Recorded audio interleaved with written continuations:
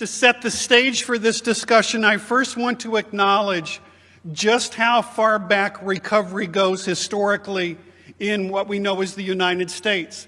Organized recovery, as I've researched it, dates in the United States to the 1730s, and a series of Delaware prophets who, behind their own recovery from alcoholism, organized abstinence-based cultural and religious revitalization movements, the largest of which will later be the Handsome Lake movement that will evolve into the Longhouse religion, which continues to exist today. The central tenet of the Handsome Lake movement was a rejection of alcohol and a rejection of all other European folkways, and a return to native traditions and native folkways. We see behind the Handsome Lake movement a long series of prophet movements. The Shawnee prophet and the Kickapoo prophet that's going to then in the late 1800s emerge in the form of the Indian Shaker Church and the Native American Church. And we could actually continue this history forward within Native communities through the 20th century with the rise of culturally indigenous sobriety movements, including the beginning Indianization of Alcoholics Anonymous in the 1950s, the emergence of the concept of the Red Road in the 1950s and 60s and 70s, and the emergence of the contemporary Wellbriety movement that has rapidly spread through Native communities in the United States. If we look at Euro-American communities, organized recovery really dates to the 1830s. As people today we would know as alcohol dependent began to seek out early temperance societies and use those societies as a framework. I've actually got the first collection of recovery case studies in the United States in a pamphlet from 1833 by Sigourney and Smith that virtually catalogs these sort of reform case studies in the pre-Washingtonian years in the United States. In April of 1840, 6 men that were part of a drinkers club in Baltimore, Maryland, were sitting around one evening, as they did every evening, drinking and debating. And the debate this evening was on the proposition that all temperance lectures were hypocrites. And they decided that since there was a lecture on temperance that very evening, they would send out a subcommittee to research this. Can you imagine this happening? I think we probably could. The subcommittee goes, here's the lecture, comes back, a lively discussion ensues, and the upshot of that is a decision that they should start their own temperance society, but only for hard cases. Now, the term alcoholism hasn't yet been coined, but hard cases was the contemporary term for what we would later call alcoholism. That movement grew from these 6 men to more than 400,000 people within 48 months, and then almost disintegrated overnight. And the alcoholics in that movement went underground and began to organize recovery-focused fraternal temperance societies, closed societies organized by and for recovering alcoholics that function very well as sobriety-based frameworks for recovery, became very closed groups and quite elitist in their orientations. I actually have documents describing some of these groups who only wanted drunkards of good repute to be part of their societies. There may actually be a few of those groups still around. I will leave you to make that call. By the time we get to the 1870s, we have a new recovery framework emerges, which is the ribbon reform clubs that's going to begin in the Northeast and rapidly spread south and begin to spread then into the Midwest. We're going to get other groups like the Dashaways in San Francisco. One of my favorite groups is the Drunkards Club in New York City. The point that I want to make here is we have a very large number of pre-AA alcoholic mutual aid societies. We also had societies emerge within the context of a growing network of addiction treatment programs in the 19th century. The first of these is the Alapod Club, organized within the New York State Inebriate Asylum. And we would have the Godwin Association and others. The largest of these is the Keeley Leagues, which were organized in the early 1890s and went on to have more than 30,000 members associated with the growing network of Keeley Institutes across the United States. This is an image of Keeley League Number 1 in Dwight, Illinois, sitting over the banner, which was part of the advocacy message that came out. We're going to talk later about a new recovery advocacy movement. We had advocacy as a major theme among the Keeley Leagues. In 1895, they're going to march on the capital of the state of Pennsylvania, lobbying for a Keeley law that would provide state funds to pay for indigents to receive the Keeley cure who could not personally afford it. We also, as we began to see the growth of treatment in the United States, we actually have a very elaborate network of treatment in the 19th century. We have the early inebriate homes that's going to begin in this city in 1857 with the opening of a home for the fallen. I always think of I've fallen and I can't get up every time I say that. That home is going to open and close fairly quickly, but reopen under the banner of the Boston Washingtonian Home. And the Washingtonian Home in Boston and Chicago will be two of the premier inebriate homes in the United States, with both of those continuing well into the modern era. We're also going to have much more medically directed inebriate asylums. And this is going to begin with the opening of the New York State Inebriate Asylum in 1864. They're going to be, again, much more medically oriented than recovery focused. They're going to involve very physical methods of treatment, prolonged treatment, often legally mandated commitments for treatment, anywhere from 1 to 2 years. We're also going to have private for-profit addiction cure institutes that each are going to compete with one another for who can cure addiction the fastest with the least amount of hypodermic injections and vomiting. I will describe later a few of these. We're also going to have boxed and bottled home cures, the same proprietary drug industry that's going to addict large numbers of American citizens with opium and morphine and cocaine and alcohol-laced patent medicines, is then going to begin to offer cures for the alcohol, tobacco, and drug habits, nearly all of which will be loaded with alcohol, opium, morphine, cocaine, chloral hydrate, etc. We're going to see urban missions and rural inebriate colonies, which is in many ways the beginning of specialty sector faith-based recovery in the United States. And this is really going to begin with Jerry McCauley's work and the urban mission movement in New York City and the arrival of the Salvation Army and their special ministry to late-stage urban alcoholics in the 1880s. We're going to see during this time also specialized treatment for women. We tend to think of that as a relatively modern development, but we had specialized institutions exclusively for the treatment of addicted women. The shame related to this was so great, however, that many of the women entering treatment did so under assumed names, and even their physicians did not know their true identities. We're going to have a growing professionalization of this network of treatment, with the founding in 1870 of the American Association for the Study and Cure of Inebriety, the first scientific journal in addiction. The Journal of Inebriety is going to begin publication in 1875. And this entire movement is going to reach its heydays in the 1880s and 1890s. This is the image, this is the building, the New York State Inebriate Asylum. It's rather stunning to me when I think of the broken down Victorian homes that my first treatment programs existed in, to look back in 1864 and realize that facilities like this once existed.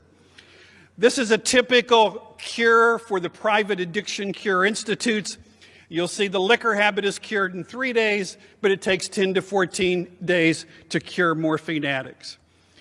These are typical, some of the typical kind of miracle cures for alcoholism and drug dependence. This is one of my favorites, called 32 glass vials. You take a vial a day for 32 days.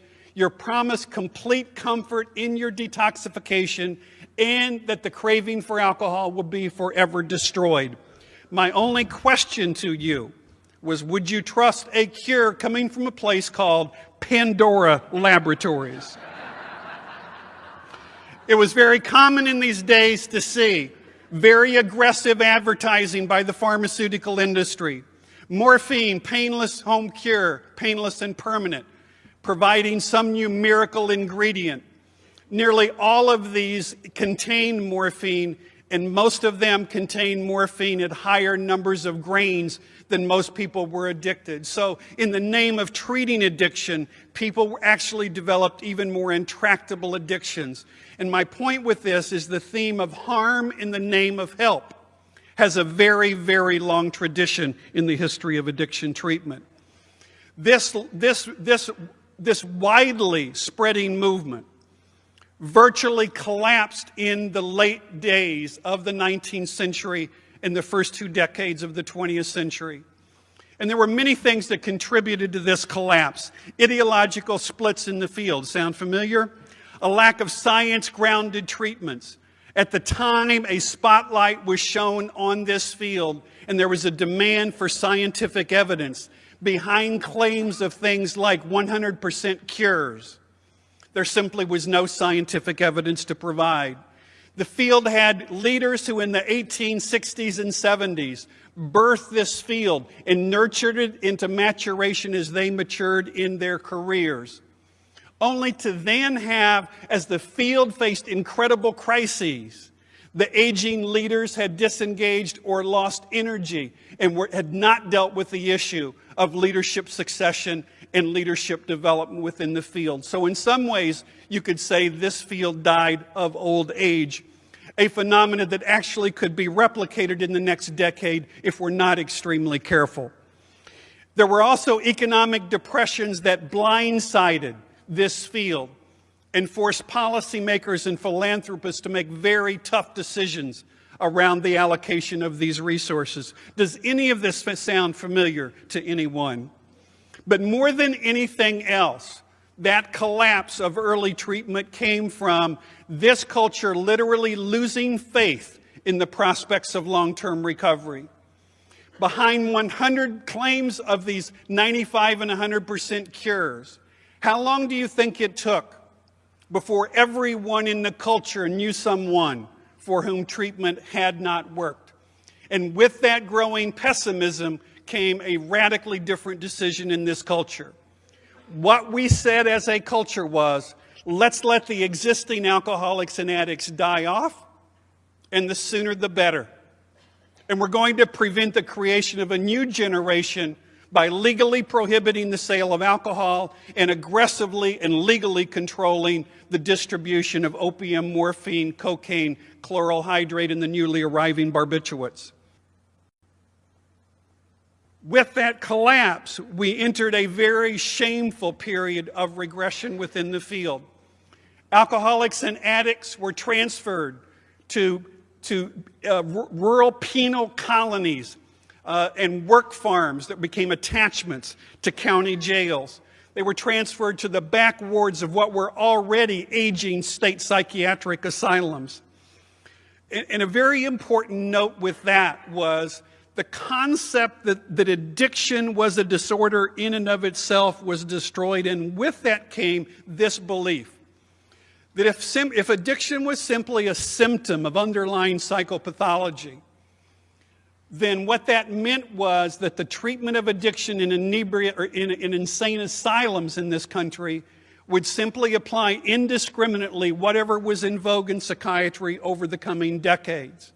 And that would include periods of mandatory sterilization of alcoholics and addicts, particularly female addicts and alcoholics.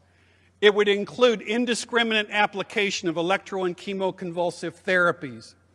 It would include psychosurgery, particularly prefrontal lobotomies, as a treatment for addiction. It would include drug insults of every variety and extremely prolonged periods of sequestration. We also saw in the cities the emergence of foul wards and foul cells in the urban hospitals to deal with the issue of the chronic public inebriate, including the Boston City Hospital. We also began to see, again, these invasive treatments move from the specialty sector of psychiatry into the larger medical communities. These are images. I want to give you a little bit of a feel for what it was like for me to enter the field in 1969 and see the very tail end of what the world looked like before there was specialized addiction treatment in the United States. This is the alcoholism ward at Peoria State Hospital, where I was a volunteer in 1987 and 1988. What I can't convey to you is the despair, and what I can't convey to you is the smell of this place. Between the urine and feces and formaldehyde, you could smell this place within about 150 yards of approaching the building. These are the shackles that were moved by a very progressive psychiatrist, George Zeller, from the detoxification cells within Peoria State Hospital. This is an addict at Lexington in the 1930s receiving electroconvulsive therapy as an experiment to see if ECT would speed up the withdrawal process. This takes us to the rebirth, the beginnings that are going to rekindle the years that are going to lead to the rise of modern addiction treatment and recovery support as we know it. This is going to begin with the emergence of what many of us as historians have christened the modern alcoholism movement, including the birth of Alcoholics Anonymous in 1935. It's going to include the development of the Yale School of Alcohol Studies. The Research Council on Problems of Alcohol are going to come together and basically promote a new scientific understanding of alcoholism. And the Fellowship of Alcoholics Anonymous is going to begin to rebirth public perception of hope for long-term recovery from alcoholism. For that movement to eventually rebirth a treatment system required replicable treatment models.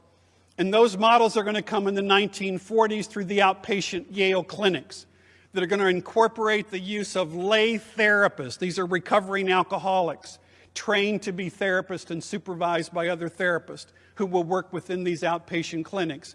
We're going to see the extension of AA into AA wards in local hospitals in communities like Akron and New York and Philadelphia, and an AA ward in the Washingtonian Hospital here in Boston. We're going to begin to see the rise of a Minnesota model at Hazleton and Pioneer House and Wilmer State Hospital in the state of Minnesota in the late 1940s and the 1950s. And we're going to see that model taken to Chicago in an institution called Lutheran General Hospital that's going to set the stage for the mass replication of 28-day rehab programs throughout the United States in the 1980s. We also, on the drug addiction side, particularly narcotic addiction side, we're going to see three things. One is the emergence of therapeutic communities, beginning with Synanon in 1958, and the rapid growth of second-generation therapeutic communities. Synanon is itself going to go on and become an extremely closed, incestuous system and eventually implode, but will be enormously important in the sense that Synanon graduates are going to come to New York and start Daytop Village. And Daytop is going to go to Chicago and start Gateway and Phoenix and Reality and on and on and on. And that's going to exert an enormous influence on residential treatment during this time period. We're also going to get two pioneering physicians, Dr. Marie Neiswander, a psychiatrist, Dr. Vincent Dole, an endocrinologist, who are going to develop a metabolic theory of narcotic addiction and begin to pioneer the use of methadone as a maintenance agent in the treatment of chronic opioid addiction. We're also in the 60s going to see rising polydrug abuse, and we're going to see behind that the emergence of everything from things we then called acid rescue and community crisis clinics and street outreach programs, but most importantly, a modality called outpatient drug-free treatment that's going to pull in every imaginable psychological theory of addiction and spin that off into therapeutic interventions, mostly with young polydrug-using individuals and their families. the advocacy movement that's going to begin in the 1940s.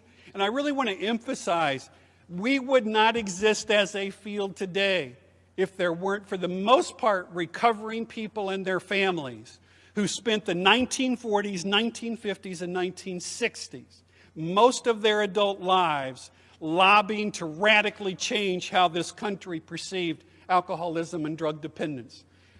Marty Mann on the left spent almost her entire life basically trying to rewire this country's attitudes, and she did that very successfully and brought that advocacy movement into the early 1970s.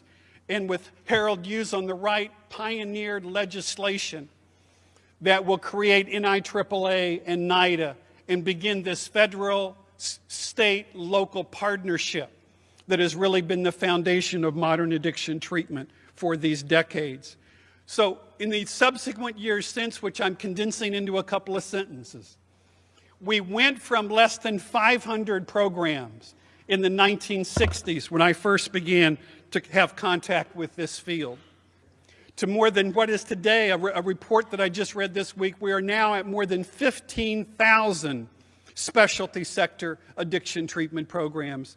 And let me just say euphemistically, this has been an amazing run for us. If somebody would have told me in those stench-filled backwards of Peoria State Hospital, Bill, don't despair because in your lifetime, you will see prominent people from all walks of life step forward and announce their status of being in recovery from alcoholism and drug dependence. They would have said, don't worry, you're going to see 15,000 addiction treatment programs in the United States before you die. You're going to see early intervention programs in the workplace and in the schools. You're going to see primary prevention programs throughout the country. Bill, you're going to see more than 100,000 people in recovery marching in the streets of the United States as people in recovery, publicly.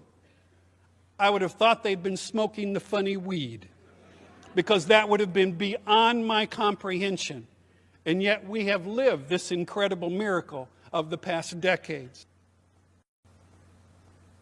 We, at the same time, have reached a point in the evolution of our movement, which sets the stage for my next part of my presentation, that recovery advocates today are beginning to say, somewhere in the industrialization and commercialization of addiction treatment, something very precious got lost.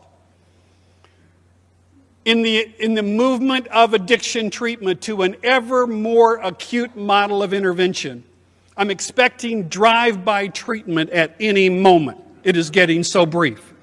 And what the advocates are telling us is this. Somewhere along the line, this thing we call treatment became disconnected from the larger and more enduring process of addiction recovery. And what we're having advocates right now, whose earlier generations spent their lives building the foundation for us to meet in this room, that are saying it is time we fundamentally redesigned addiction treatment in the United States with a focus on long-term personal and family recovery. And I will reference that as we go forward. This brief history that I've reviewed with you raises interesting questions. Given these centuries and now decades of modern development, what can we say we know, not about addiction, not about the psychopathology of addiction or the neurobiology of addiction, but what do we know about this thing called recovery? And what do we know about it from the standpoint of science and history and decades of accumulated clinical experience?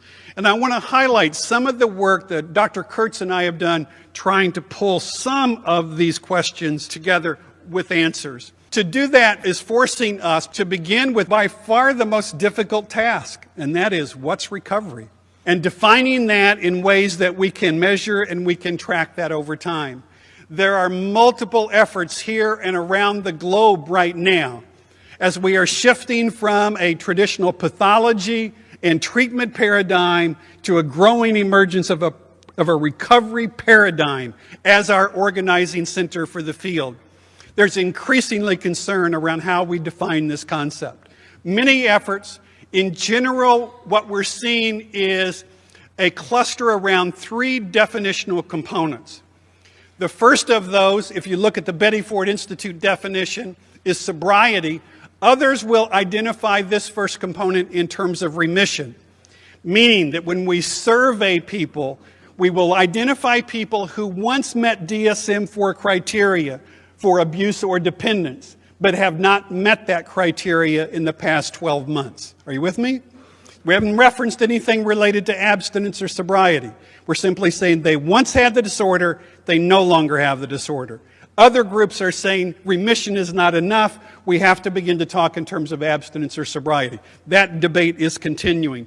But what's important for us in this room is that there are two additional components of this definition, which says that recovery is more than the elimination of alcohol and drugs from an otherwise unchanged life. And it says we must see two other things. And that is because addiction is so devastating to so many dimensions of one's intrapersonal and interpersonal life, we must begin to see progress towards global health. And by global, we're talking about psychological and emotional and relational and occupational and spiritual. We're also beginning to talk about there's probably few disorders that are more socially alienating than is long-term addiction. So we're talking about recovery also involves a way of finding a pathway for reintegration to building a life in the community and outside of the world of subterranean drug cultures. So with that definition in place, on a parallel track has been the question, well, what do we know? We measure in incredible detail the slightest shifts in marijuana usage and marijuana attitudes and attitudes towards methamphetamine and this and that and the other. And we spent millions and millions of dollars creating a research industry to track this trend. So let me ask a couple very quick questions. Are there more people in recovery in the city of Boston today than there were last year? Of the people who are in recovery within the city of Boston, are there different recovery rates for men and women? Are the recovery rates different by age? Are they different by ethnic subcultures? Are they different for people with co-occurring psychiatric disorders compared to those without those disorders? And you know what? Historically, we could fill libraries with what we know about addiction, but we can't answer some of the most basic questions related to recovery. As a person in long-term recovery, the biologists at NIDA have continued to tell me that my brain was hijacked, but they never told me when I was going to get it back. Are you with me? They've told me about the neuropathology of addiction, but they haven't laid out the neurobiology of long-term addiction recovery. They tell me my children are at higher risk for addiction because of my family history. They can't tell me if my recovery status has anything to do with their vulnerability, increasing or decreasing or no effect. They can't tell me as a parent, is there anything I can do as a parent to alter their vulnerability? Or anything I can do if they should develop a disorder that would shorten their addiction career and lengthen their recovery career. They can't tell me what are the long-term temporal benchmarks of long-term recovery. They can't tell me what's the impact in the cycle of recovery for the family. They can't tell me as people age in recovery, and some of those individuals relapse after 20 and 30 years of recovery, what are the issues related to relapse after prolonged and stable recovery? Because that kind of a research agenda simply hasn't been on the drawing board. We could barely fill a shelf in our addiction studies libraries with what we know about the recovery experience, but we can fill whole buildings about what we know about the pathology of addiction. As we look at the issue of recovery prevalence, I've just finished a monograph looking at about 415 community and clinical studies. And one of the things that we're beginning to try to say is, look, we have millions of people in long-term recovery in the United States. It's time we began to study the solution to this problem as opposed to study the problem and extract lessons out of that lived solution. Well, when people say, what do you mean there are millions of people? Says who? Well, we've looked at every major epidemiological survey that studied remission from alcohol or drug dependence. The estimates right now in the current population in the United States, extrapolated from those studies, the best science we have, range in estimates between 25 and 40 million people in the United States in recovery from alcohol and drug dependence. If we look at issues related to rates of recovery, and we're talking two groups, rates of recovery in non-clinical community samples, and then rates of recovery within treatment samples. And you're going to see in the numbers below here, we're basically at rates of about 50% in community samples, about 47, a little over 47% for clinical samples. And if you look at the studies published since 2000, we're actually over 50% recovery rate, which I would suggest in and of itself should challenge the public perception and growing pessimism around recovery, because addiction is incredibly visible in this culture. Every day we have celebrities heading off to rehab after their latest crash and burn. But the second they stabilize and get in recovery, that story is not told in this country. Dr. Kurtz and I said, well, when we talk about degrees of recovery, is all recovery, or is there something different? And we find some fascinating differences here around the concept of recovery in the field of psychiatry, particularly with severe mental illness and within our addiction field.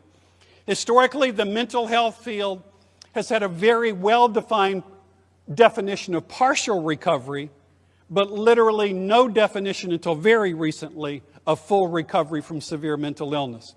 We now have long-term studies of the course and trajectory of schizophrenia and bipolar disorder, for example, that are really challenging that and really beginning to signal the emergence of the concept of full recovery from some of the most severe complex psychiatric disorders. On the addiction side, in contrast, we've had a very well-defined, a reified, if you will, concept of full recovery and no concept of partial recovery. In fact, it's almost heresy to even begin to talk about a legitimized concept of partial recovery within the addictions field.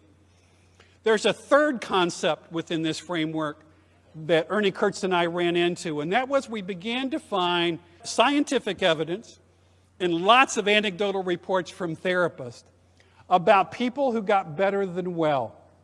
And what I mean by better than well, these are not people that we simply extracted the pathology out of their lives. But these are people who not only went on to recover, but they went on to live incredibly rich lives in terms of the quality of their life and the service to their communities. And these are people who would later begin to talk about addiction and recovery was for them a blessing. Now, I know some of you in this room have heard people with cancer say, cancer was the best thing that ever happened to me, and we're generally looking at them like they were lunatics, right?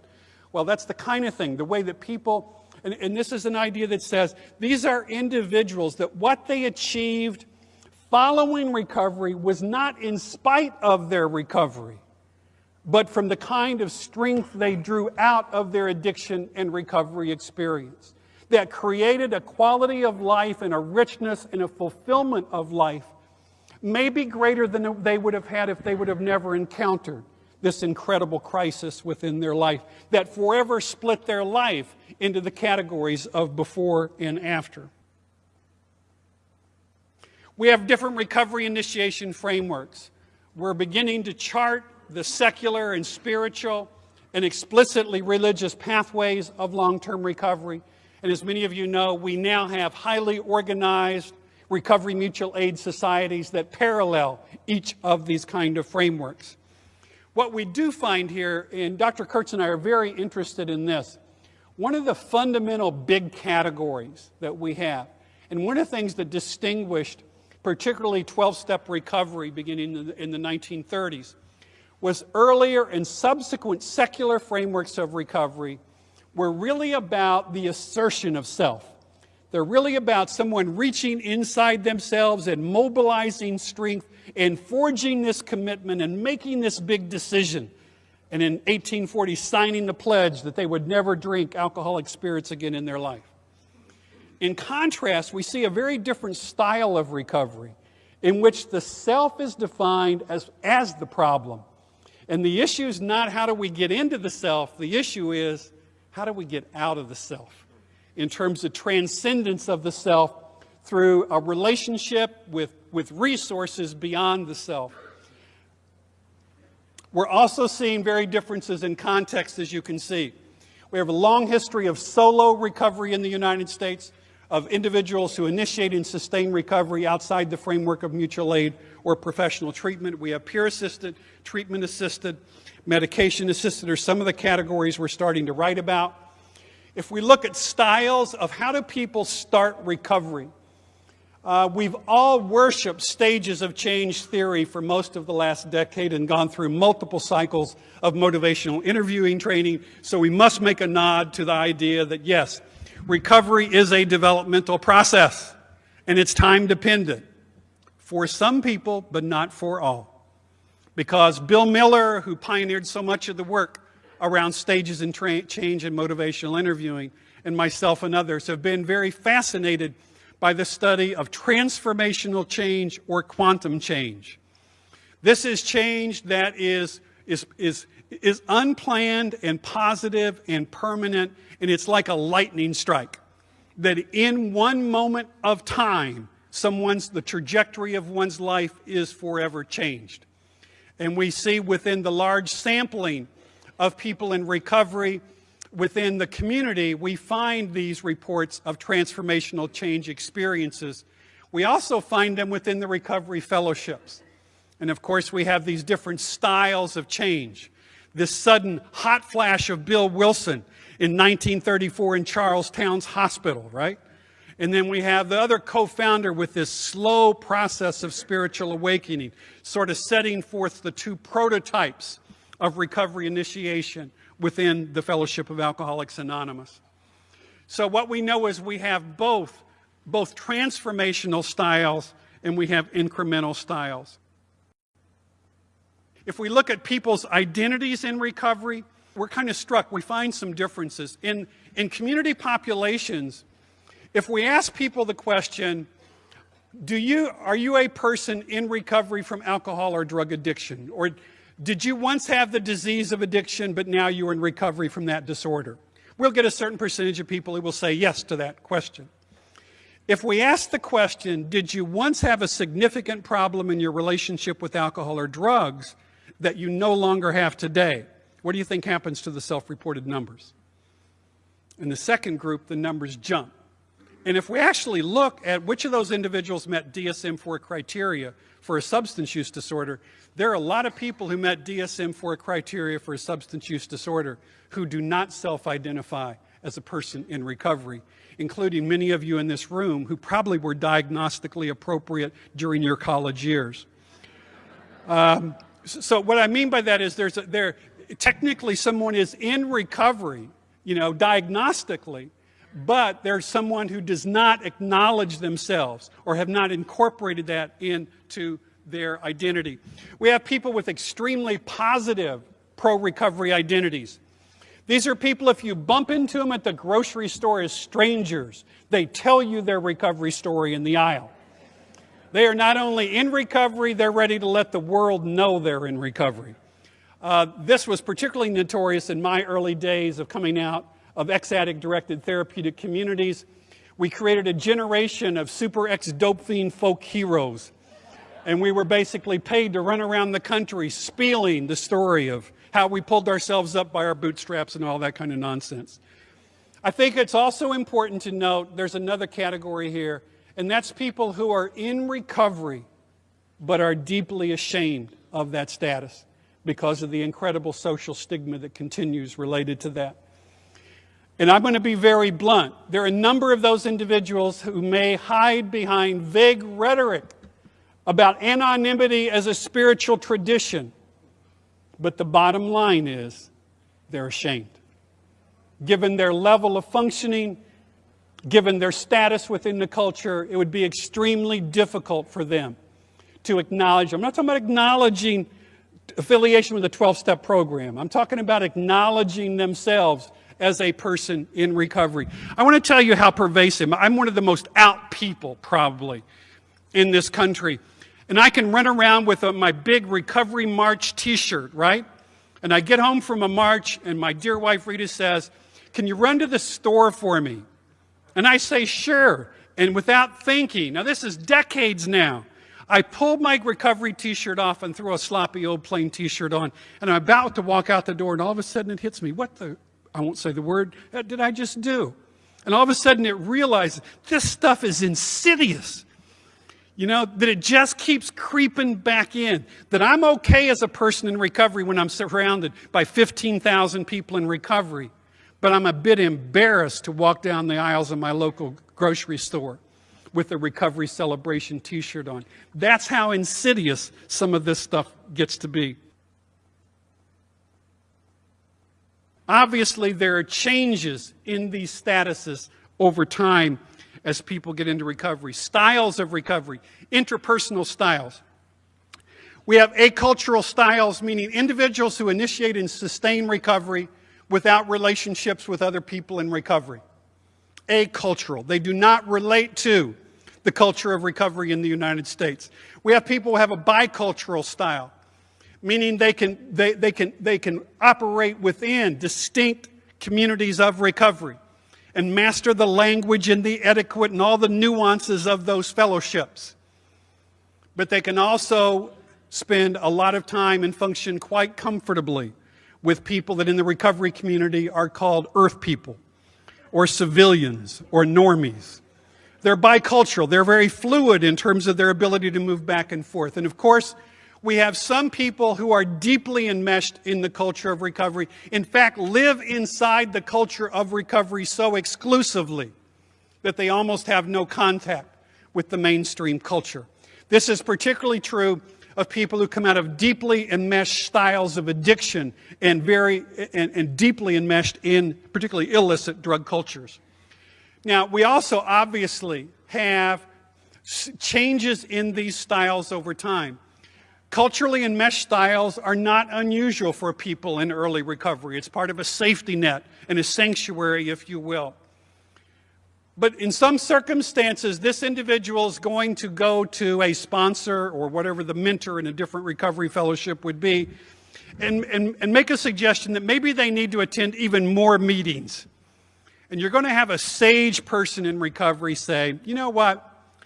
I actually think you need to attend less meetings. In fact, I've got a new recovery program for you, and it's called Get a Life Program. And it's about time you stopped hiding within these rooms and began to go out and build a life of recovery in the larger community."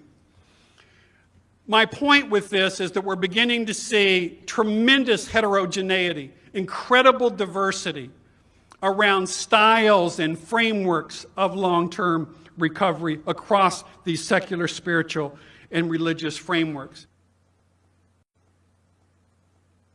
One of the questions we wrestled with, Dr. Kurtz and I, was, when does recovery become durable? When does sobriety today predict sobriety for a lifetime? When does my risk of resuming alcohol and drug use and having a reoccurrence of a substance use disorder plummet? And in fact, the benchmark we used was a benchmark that's been used for other medical disorders, which was how long do you have to be in stable recovery before your lifetime risk of ever experiencing a reoccurrence drops below 15%? And what we found with that is for alcohol dependence, study after study after study consistently came in between 4 and 5 years. With opiate dependence, it's actually a bit longer. We know that with opiate dependence, people who make 5 years in stable recovery from opioid dependence, 20 to 25% of them will still experience a recurrence of opiate dependence later in their lifetime. But let's think about that for a minute in terms of its implications. If 5 years is the benchmark, which is interesting because it's the same benchmark for a number of other disorders that some of you have experienced in this room. If we're treated for most cancers in the United States, what do they tell us about 5 years? It's the same data, right? So what they do in that 5 years with us is what? Think of the assertiveness, aggressiveness with which We do post-treatment monitoring and early reintervention with people with cancer. And in contrast, what we do with this acute care model of addiction treatment is we hold graduation ceremonies, for God's sakes, and hand people chips and hug them and tell them to have a great life and sever the service relationship.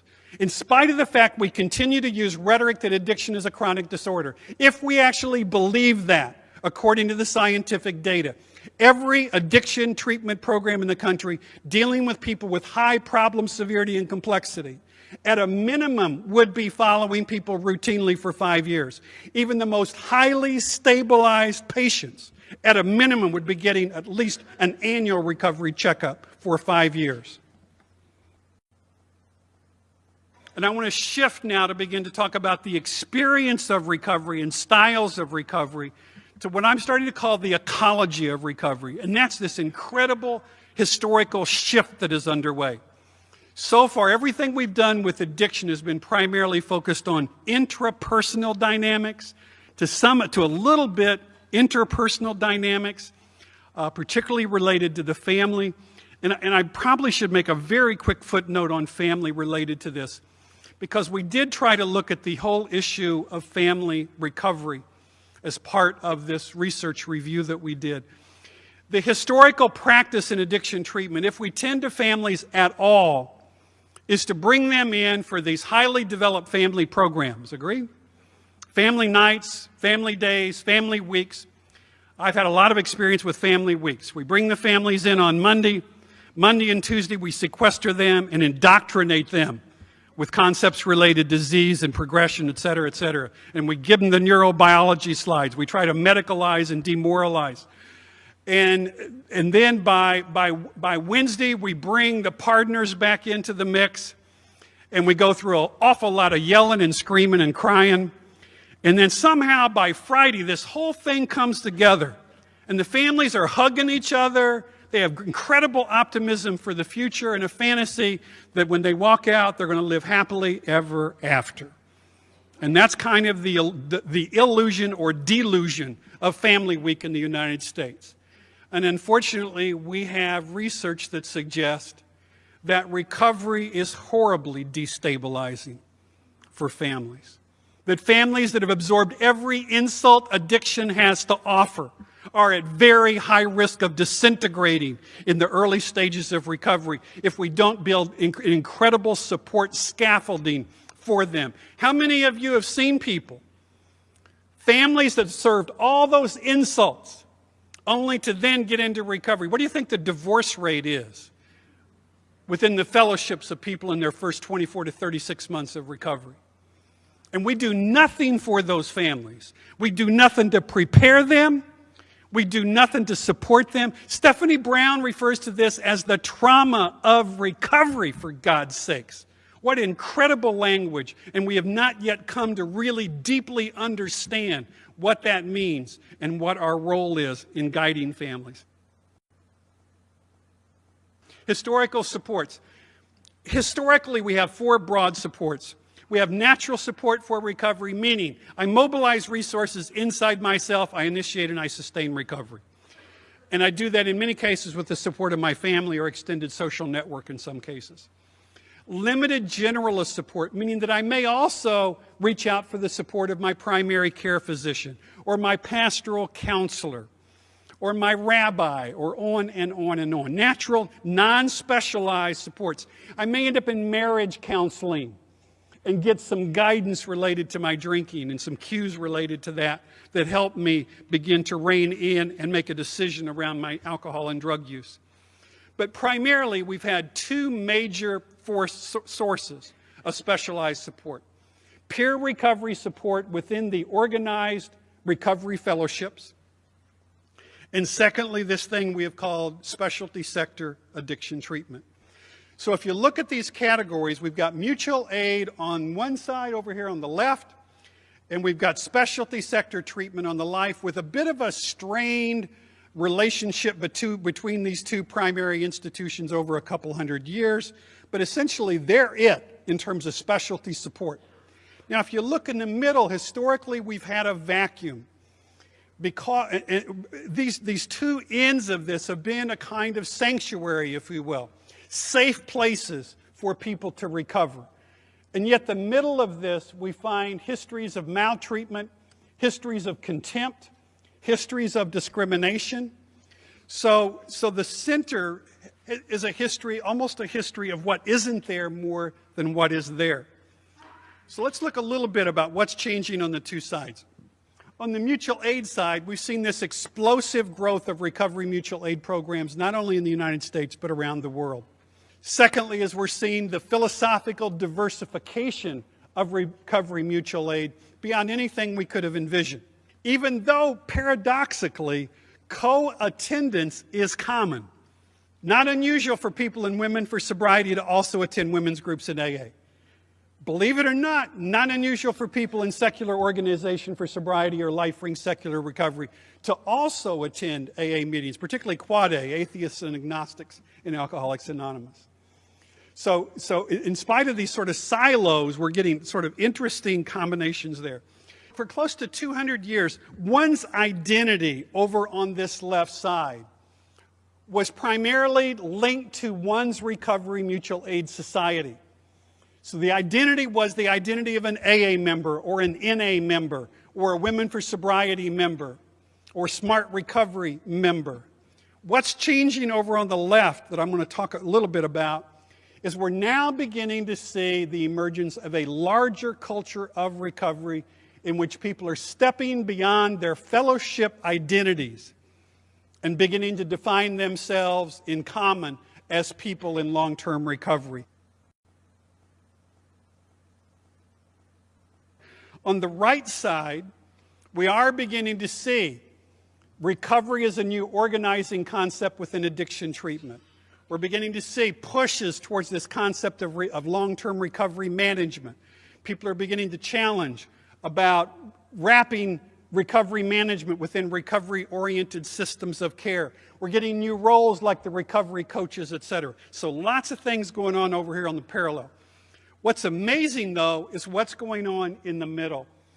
We got basically a new recovery advocacy movement. We're beginning to see new recovery support institutions and a culture of recovery emerging beyond anything that has historically existed in the United States. We're beginning to see these kind of advocacy posters. We're beginning to see recovery is everywhere campaigns launched not by addiction treatment programs, but by local grassroots recovery community organizations. We are beginning to see the mobilization of people in recovery. In 2001, recovery advocates came together in St. Paul, Minnesota, and launched what has become known as the New Recovery Advocacy Movement. We are now seeing an explosive rebirth of grassroots recovery community organizations that are not mutual aid societies and they are not addiction treatment programs. Historically, we didn't even have a category to talk about them. In these new recovery support organizations, we're seeing recovery community organizations. We're seeing the development of recovery community centers whose primary purpose is offering non-clinical recovery support services for individuals and families in long-term recovery. We're beginning to see a growing recovery home movement in the United States. And by the way, the RCOs that are spreading in this country includes the Massachusetts Organization for Addiction Recovery, MORE, who was one of the early leaders in this movement. We're getting the spread of a recovery home movement that is almost beyond comprehension and off the books. These are unfunded for the most part. These are individuals in recovery coming together, recognizing it's not enough to have a commitment to recovery. They got to have a world they can recover in. And they're beginning to build the physical space where that recovery can occur by joining together with other recovery people living in these houses with very simple democratic self-governance that says, don't pick up and pay the rent. We're seeing a recovery school movement in the United States, including the Boston Recovery High School that I had the privilege of coming in early yesterday and visiting.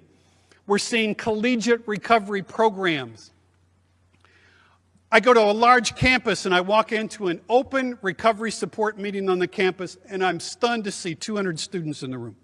I know they only got 30, 35 students in their so-called campus recovery program. And I say, who on earth are all these people? And here's what they told me specifically, one school. We're averaging between 1 and 2 individuals per week from the campus at large entering recovery because of the contact with our recovering students on campus. This is in an abstinence hostile environment, agreed?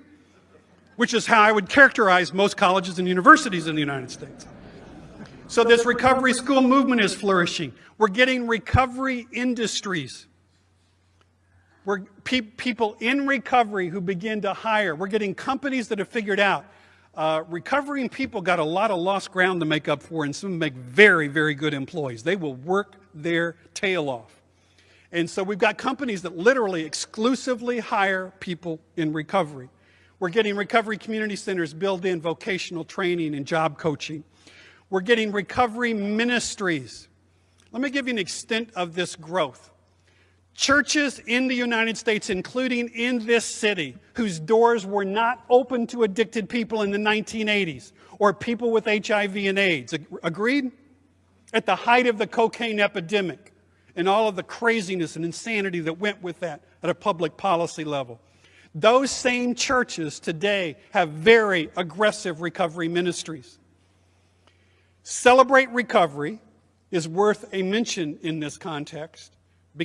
Founded in the early 1990s, now exists as a faith-based framework of recovery in more than 10,000 churches in the United States. And you know what? In the treatment field, it's almost off our radar. Almost off our radar. And my point is, our world has been the world of treatment and the world of mutual aid, and there's a whole nother world emerging that we must become students of. We're beginning to see recovery cafes, recovery sports kind of activity. We're seeing an elaborate culture of recovery, of issues of history with its own values and language and symbols and literature. We're beginning to see, if I could summarize the trends and go to implications, 4 things. Tremendous growth in the varieties of addiction recovery experience. And as more and more people tell their stories, we're beginning to map out the immensity of that diversity. Number 2 is we're getting new, historically unprecedented recovery support institutions and new recovery support roles like recovery coaches and recovery support specialists. We're beginning to get an increasing focus on how do we build the physical space where people can recover in, as opposed to recycling an adolescent through 10 inpatient episodes of treatment. Maybe it's time we got out of our offices and went into the world that adolescent lives in and began to advocate for young people's meetings in that community and recovery support groups in the schools and student assistance programs in the schools and a recovery coach that can follow that child from a treatment institution into that community and help them build a life in the community as a person in recovery. And we're seeing a growing interest in the concept of community recovery. The idea that some communities have been so wounded by addiction and related problems that the community itself needs a recovery process. So we're beginning to talk about moving from our focus on the individual and maybe a little shimmer of shadow of the family to begin to talk about it's time we began to heal whole communities that have been wounded and create the space in those communities where people can not only recover but begin to break intergenerational cycles of alcohol and drug dependence. What are the implications? Number 1, we have no teachers on this issue. I am not a teacher. I am a student, and I'm challenging all of you to become students of this rapidly changing ecology of recovery in the United States. We need to understand the indigenous recovery capital within each of our communities that is far beyond the recovery fellowships that exist, and begin to figure out how do we begin to integrate those into treatment. We need to extend the service design of addiction treatment from an emergency room model to a model of sustained recovery management, and that process is very much underway in the United States. Number 3 is we need to move beyond the issue of reduction of pathology and begin to talk about this concept of recovery capital. How do we begin to build recovery capital, meaning the internal and external resources that people can mobilize to initiate and sustain long-term recovery? And talk about family recovery capital and neighborhood recovery capital and community recovery capital. That means we will be blending models of clinical intervention and therapy with models of cultural revitalization and community development. So we're going to begin to reintegrate peoples whose jobs are to organize recovery support services within our local communities. Number 5, and that is we're going to begin to look for potent combinations and sequences of clinical and non-clinical recovery support services that dramatically elevate long-term recovery outcomes, greater than if people only had one element of those. What we're looking for is the equivalent of, we're looking for the AIDS, the psychosocial equivalent of the AIDS cocktail. Do you understand? Where individual elements were found to have very limited power. But when we combine and sequence those, we get dramatically elevated power and potency of those interventions in terms of recovery outcomes. Finally, and I think this one is going to be very difficult for us, and that is the issue of how do we move from people going through our programs, quote, unquote, to how do we begin to develop an ever-expanding menu of ideas and metaphors and stories and interventions and support services that can be uniquely combined and sequenced to deal with the incredible diversity of the people that we have entering our programs. In closing, I want to say one thing. My entire presentation reflects, I hope, a sense that we are on the brink of moving from a pathology paradigm and a treatment paradigm as the center of the field to a paradigm of recovery. What some of you don't know in this room is that some of you will go on in the city of Boston, in the state of Massachusetts, and nationally to help lead this movement. And for those of you in this room, I wish each of you, and particularly those of you who may not know it, but your destiny is tied up with this larger movement that is now unfolding. I wish all of you Godspeed on your journey into this recovery frontier. Thank you so much for the invitation. Thank you. Thank you. Thank you. Thank you. You got that many standing ovation. Oh, thanks. Appreciate that. Thank you.